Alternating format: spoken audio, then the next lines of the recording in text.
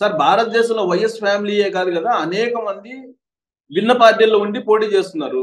షర్మిల పోయింది కాంగ్రెస్ పార్టీ షర్మిలని రమ్మలేదు కదా. షర్మిలనే పోయి నేను నా పార్టీని విలీనం చేస్తాను, నేను కాంగ్రెస్ పార్టీలోకి వస్తానన్నప్పుడు కాంగ్రెస్ పార్టీ తిరస్కరిస్తుందా ఇప్పుడున్న పరిస్థితుల్లో?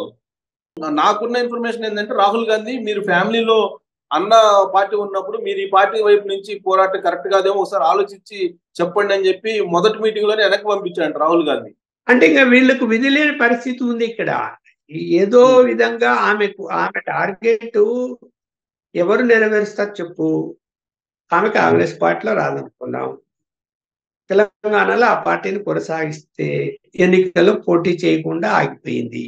ఎందుకంటే అభ్యర్థులు లేరు, ఆ టికెట్లు ఇమ్మని అడిగే వాళ్ళు లేరు, నలుగురు కూడా అడగలేదు. అందువల్ల ఏమైపోయింది, ఈలోగా కాంగ్రెస్ పార్టీ వాళ్ళు పిలిచారు అని చెప్పి ప్రచారం చేసి కాంగ్రెస్ పార్టీకి మేలు చేయాలా అనేటువంటి కారణంతో ఆమె నేను పోటీ చేయకుండా ఉన్నాను అని చెప్పుకుంది. అంటే లౌకికంగా వ్యవహరించింది. యాక్చువల్గా అంత సీన్ లేదు అప్పుడు.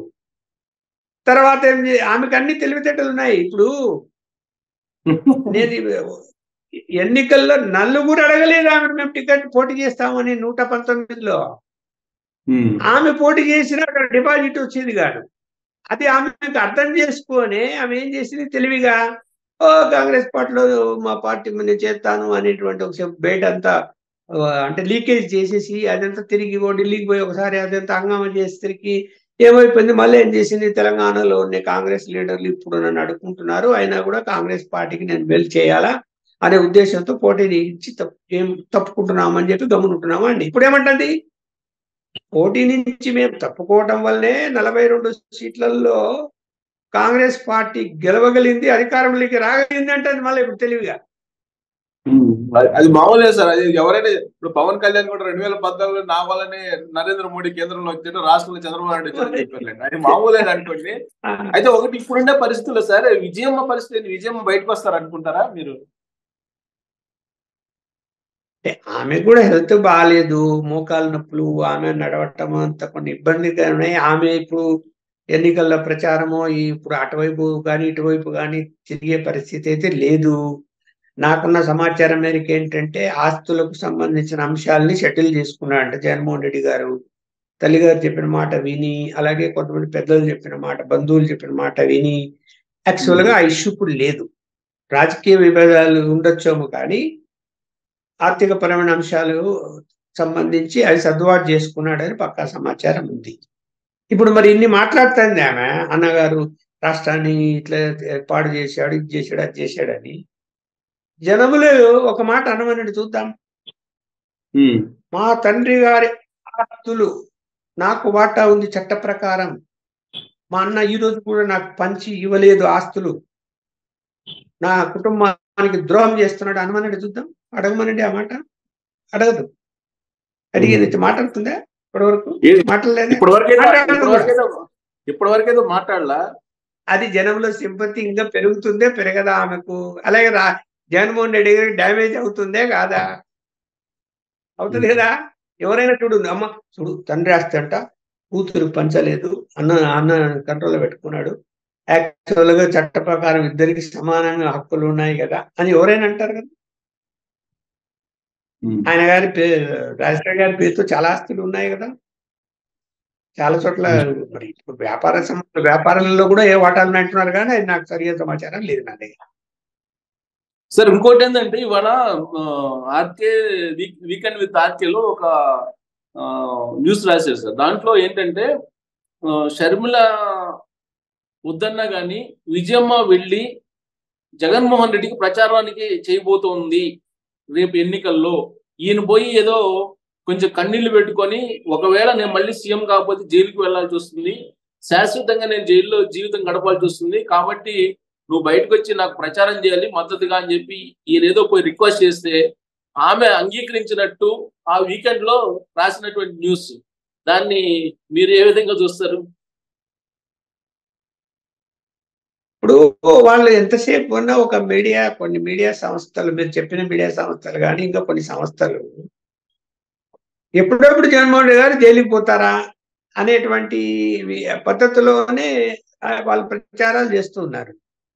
వాళ్ళ మనం కూడా అంటే ఇంక నేను ఓడిపోతున్నానో, లేదంటే నువ్వు కూడా వస్తే ఓట్లు వస్తాయనో, పెరుగుతాయనో, సింపతి పెరుగుతుందనో అడుగుతున్నారు అనేటువంటిది చెప్పడం అనేది ఇప్పుడు వాళ్ళ అమ్మగారు వచ్చి జగన్మోహన్ రెడ్డి గారి తరఫున తిరిగితే ప్రభుత్వ వ్యతిరేక ఓట్ల శాతం తగ్గుతుంది ఆమె చూసి ఎక్కడన్నా ఏమి తగ్గదు. అంత సీన్ లేనండి, ఏమి తగ్గదు. ప్రభుత్వ వ్యతిరేక ఓట్లు ఖచ్చితంగా అవి ఏ పార్టీ రేపొద్దున గెలుస్తుంది అనుకుంటారో వాళ్ళకి పోతాయి. అంతే తప్ప ఈమె వెళ్ళి ప్రచారం చేస్తానే ఆయనకు ఆయనకు వచ్చే ఒరగబెట్టేది ఏమీ లేదు, తరగబెట్టేది ఏమీ లేదు. ఎందుకు అనుకుంటాడు షర్మిల చేసిన డిస్టర్బెన్స్ కి విజయం మోస్తూ ప్రచారం చేస్తే సెట్ రైట్ అవుతుందని కదా ఆయన ఉద్దేశం, అది ఆ ఆర్టికల్లో. ఏమి డిస్టర్బెన్స్ జరుగుతుందండి, వాళ్ళు అసలు లెక్క పెట్టడం లేదు షర్మిల గారిని. ఇప్పుడు వాళ్ళిద్దరి మధ్య తీవ్ర వ్యతిరేకత ఏమీ లేదు. సోషల్ మీడియా ఏంటి వైఎస్ఆర్సీపీ వాళ్ళే చేస్తున్నారని ఎందుకు అనుకోవాలి? షర్మిల వైపు ఉన్న వాళ్ళు, లేకపోతే తెలుగుదేశం వాళ్ళు, లేకపోతే అందరికీ తెలిసిన విషయమే అది. కొత్త విషయం ఏముంది దాంట్లో? ఇప్పుడు ఆమె మొదట మేనమామని పెళ్లి చేసుకుంది, విడాకులు తీసుకుని మళ్ళీ పెళ్లి చేశారు. అతను తర్వాత చనిపోయాడు. అతను ఏదో యాక్సిడెంట్ అయిపోయి ఎవరో ముందు చేసుకున్నట్టు. ఇతన్ని ముందే ప్రేమించి ఉండింది ఈ అబ్బాయిని, అనిల్ని. ఆ విషయం తల్లిదండ్రులకు ఆమె చెప్పింది. చెప్పినా కూడా అతని మతం వేరు కాబట్టి రాజకీయంగా ఉన్నా నేను ఇబ్బందులు వస్తాయి అని చెప్పి చెప్పుకొని ఒప్పుకొని మళ్ళీ పెళ్లి చేసుకున్న తర్వాత ఆమె ఎందుకో మళ్ళీ పెళ్ళైన మరుసటి రోజు నుంచి ఆమె మళ్ళీ వద్దనుకోని చెప్పి అడ్డం తిరుగుతుంది. ఇవన్నీ అందరం చూసినాం. నేను కూడా ఆ యొక్క రిసెప్షన్ కూడా నేను అటెండ్ అయ్యాను ఆ రోజు. ఇక్కడ ఆమె మాట ఆమె నిలబెట్టుకుంది. మళ్ళీ వాళ్ళిద్దరు పెళ్లి చేసుకున్నారు. పెళ్లి చేసుకున్నప్పుడు ఇప్పుడు మరి ఎవరన్నా చూడండి, భర్త కులము, భర్త మతము భార్యకు పిల్లలకు వర్తిస్తుంది కదా చట్ట ప్రకారం. అవునా కదా? కానీ ఇక్కడ ఒక క్లారిఫికేషన్ ఇస్తున్నారు షర్మిల. ఏ క్లారిఫికేషన్ ఇస్తున్నారంటే, నా కొడుక్కి కూడా రాజశేఖర రెడ్డి బతికున్న రోజుల్లో వైఎస్ రాజారెడ్డి అని పేరు పెట్టారు, కాబట్టి ఇప్పుడు వైఎస్ రాజారెడ్డి కాకుండా పోతాడా అని చెప్పి అడుగుతుంది ఆవిడ. ఇప్పుడు సంప్రదాయాలు కొన్ని ఉంటాయి. ఈ వంశ పారంపర్యం ఎవరు అంటారండి? తండ్రి మళ్ళా కొడుకు, మళ్ళా కొడుకు, మళ్ళా కొడుకు, ఇది వంశ పారంపర్యం. కూతుర్లు వంశ పారంపర్యంలో లేరు కదా. ఇప్పుడు పెట్టుకోవచ్చు పేరు పెట్టుకుంటే మాత్రాన వంశ పారంపర్యం వచ్చినట్టు కాదు కదా. ఈమె వంశమే మారిపోయాయి కదా. మారిపోయిన తర్వాత పేరు పెట్టుకోవడానికి ఏముంది? తాతగారి జ్ఞాపకార్థం పెట్టుకుంటారు, తండ్రి గారి జ్ఞాపకార్థం రెడ్డి ఉన్నప్పుడు రెడ్డి అని పెట్టుకోవచ్చు. కానీ ఇప్పుడు చాలా మంది బీసీలు అనంతపురం జిల్లాల్లో యాదవులు ఈ రెడ్డి కులం చేసేవాళ్ళు పల్లెల్లో, అంటే రెడ్లు లేని పల్లెల్లో రెడ్డి పని చేసే అనేటువంటి వాళ్ళందరినీ కూడా రెడ్డి తోకలు ఉన్నాయి. అవును, రెడ్డి అనుకుంటాం ఉన్నాడు కదా, మరి ఆయన బీసీ యాదవ్. అట్లా అట్లా అంత మాత్రాన మనము ఎట్లా చెప్తాము? ఇప్పుడు ఇప్పుడు అది కాదు సార్. ఇప్పుడు ఈ సమయం సందర్భాన్ని బట్టి చూస్తే కనుక కావాలని ఈ అంశాలన్నింటినీ ఇప్పుడు బయటకు తీసుకొస్తున్నారు. ఈ కావాలంటే ఈ థ్రెటన్ చేయటం కదా అని అంటారు. ఇప్పటి వరకు కాముకున్నారు, ఇప్పుడు ఎందుకు చేస్తున్నారని. ఇప్పుడు ఒకటి ఏంటంటే, ఎన్ని చెప్పినా మహిళలను, సరే రాజకీయంగా ఉండొచ్చు, రోజా గారి మీద కూడా ఎన్నో చేశారు.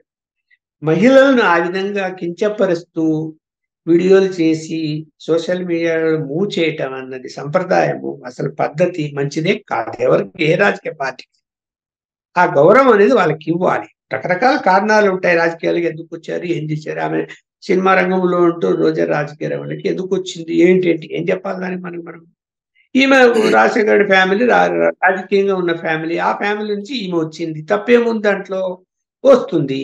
సరే, పెళ్లి ఎందుకు ఎలా చేసుకున్నారు ఏంటంటే అది వ్యక్తిగత, పూర్తిగా అది వ్యక్తిగత అంశాలు.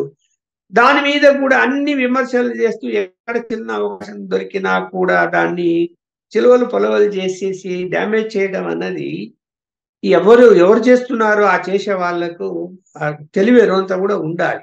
ఇప్పుడు ప్రతి అంశము విమర్శ చేస్తే ఎలా కుదురుతుంది? ఇంకోటి సార్, ఇప్పుడు రాబోయే రోజుల్లో కాంగ్రెస్ పార్టీ, వైఎస్ఆర్ కాంగ్రెస్ పార్టీ పొత్తు పెట్టుకునే అవకాశం ఉంది అనేది కూడా ఇంకోటి వినిపిస్తుంది. అది సాధ్యమేనా? ఎప్పుడంటే ఇప్పుడు జగన్మోహన్ రెడ్డి గారి పట్టుదల, ఆయన ఆవేశము, ఆయనకున్న కోపము గమనించిన వ్యక్తిగా నేనేం చెప్తున్నానంటే, ఆయన ఒక నిర్ణయం తీసుకున్న తర్వాత అంత సులభంగా ఆ నిర్ణయాన్ని మార్చుకోడు. అతను కాంగ్రెస్ పార్టీ అతన్ని జైలు పాలు చేసింది అనేటువంటి కోపము వాళ్ళ మీద ఉన్నప్పుడు ఆయన ఆ ఆ పద్ధతిని మార్చుకొని వాళ్ళతో కాంగ్రెస్ పార్టీతో కలుస్తాడు అని నేనైతే అనుకోవటం లేదు. అది జరిగే పని కాదు. ఒకవేళ కేంద్రంలో కాంగ్రెస్ కూటమి అధికారంలోకి వచ్చినా కూడా, ఈయన రాష్ట్ర ముఖ్యమంత్రి అయినా కూడా వాళ్ళతో సంబంధాలు పెట్టుకోడు అనేది నేనైతే భావిస్తున్నాను. అంత సులభంగా మారిపోయే మనిషి కాదు.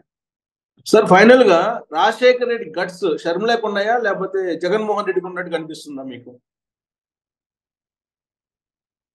ఇప్పుడు రాజశేఖర్ రెడ్డి ఫాదర్ రాజారెడ్డికి ఎలాంటి గట్స్, ఎలాంటి ఇది ఉందో అలాంటి ఆ మెంటాలిటీ ఉన్నవాడు జగన్మోహన్ రెడ్డి. కొన్ని ఆయన యొక్క మనస్తత్వము, ఆయన కోపము, ఆవేశాల వలన కొన్ని ఇబ్బందికరమైన పరిస్థితులు అవతలకు వచ్చి ఉండొచ్చు. తండ్రికి కూడా వచ్చాయి కొన్ని ఇబ్బందులు, వచ్చి ఉండొచ్చేమో. కానీ అంత తీవ్రమైనటువంటి కోపాలు అవన్నీ కూడా ఈమెకి ఎందుకు వస్తాయి? ఈమె మాటకారే అంతే. అంటే ఆ క్వశ్చన్ ఎందుకు అడిగారంటే సార్, రాజశేఖర్ రెడ్డి ఏ విధమైన పరిపాలన చేస్తారు, దానికి భిన్నమైన పరిపాలన చేస్తున్నాడు. రాజశేఖర్ రెడ్డికి ఉన్నటువంటి పరిపాలనలో ఏ మాత్రం పొంతం లేదు జగన్మోహన్ రెడ్డికి అంటున్నారు ఆవిడ. మానవీయ కోణం కానీ ఇవన్నీ. ఇప్పుడు రాజశేఖర్ గారి పరిపాలన అని మనము ఇప్పుడు రాజశేఖర్ రెడ్డి పరిపాలన అంటే రాజన్న పాలన ఏంటి? రాజన్న పాలనలో ధరలు పెరగలేదా? పెట్రోల్ రేట్లు పెరగలేదా? అన్ని ఇరిగేషన్ ప్రాజెక్టులు అన్ని కట్టాడా? ఎక్కడ ఎక్కడ కట్టాడు? ఇప్పుడు పోలవరం శంకుస్థాపన చేశాడు. ఏం చేశాడు? అసలు మీరు విషయాలకి మనం మాట్లాడదలుచుకుంటే రాజశేఖర రెడ్డి గారిని పూర్తిగా విమర్శించాల్సి వస్తుంది. ప్రాజెక్టు కట్టకుండానే పోలవరం కాలువలు తవ్వించాడు, అవి ఊడిపోయాయి. మరి దానికి ఏమన్నా అది అది ఎవరైనా చేస్తారు ఆ పని? ముందు ప్రాజెక్టు కట్టిన తర్వాత కాలువలు తవ్వుతారు, లేదా కట్టేటప్పుడు కంప్లీట్ అవుతున్నదంటే అప్పుడు తవ్వుతారు. అసలు ఇక్కడ కట్టనే లేదు.